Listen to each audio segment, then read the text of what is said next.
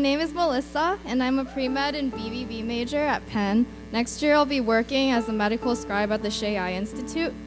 Ever since I was young, I wanted a best friend, someone I could do everything with and like me no matter how silly or weird I was. Granted, at any given point in time, I always had a best friend, but I was never their best friend. This filled me with feelings of inadequacy and thoughts of comparison. It would have been less of a problem if I had tons of other friends, but I didn't. I had moved frequently because of my dad's job, so wherever I went, people already had a best friend.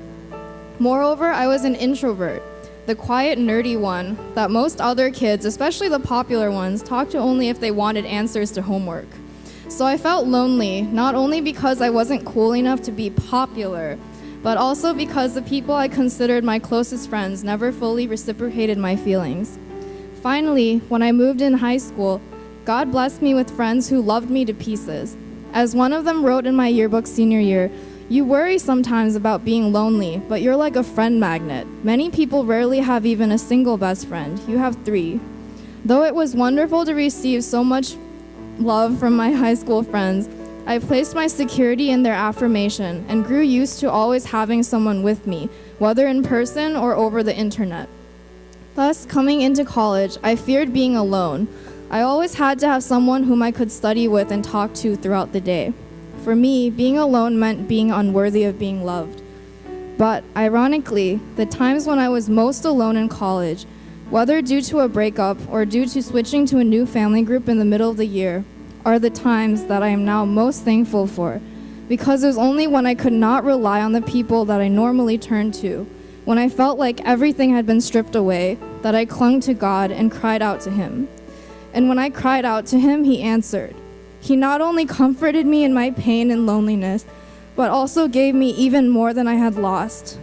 New servants teams that embraced me as their own, sisters who reminded me of God's love when I was struggling, and above all, the perfect best friend that my heart had been longing for, one who will never leave me nor forsake me, one who sees me in all of my brokenness and yet calls me beautiful and beloved. It was through these lonely times that God drew me closer and helped me see myself the way that He sees me, as His princess, perfectly made and precious, not because of what I've done or how I compare to others, but because I am His dearest little girl. In the end, my loneliness was a blessing because it taught me to find security in God's love and to realize that I am never truly alone. My best friend Jesus has been by my side this entire time, and His love is all that I need. 4 years ago, I came to GCC expecting just a church that I would attend every Friday and Sunday.